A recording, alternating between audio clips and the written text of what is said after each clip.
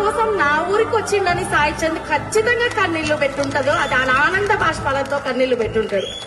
ఎందుకంటే కన్నీరు ఎక్కడుంటే తన్నీరు అక్కడ ఉంటాడు.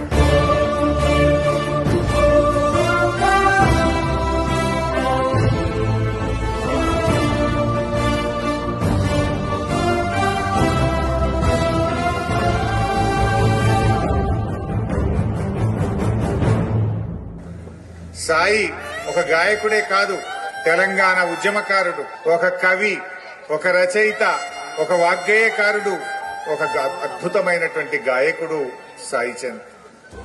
నిజంగా సాయి కేసీఆర్ గారికి, కోట్లాది మంది తెలంగాణ ఉద్యమకారులకు, బీఆర్ఎస్ కుటుంబ సభ్యులకులో ఒక కుటుంబ సభ్యుడిగా మారాడు సాయి చంద్.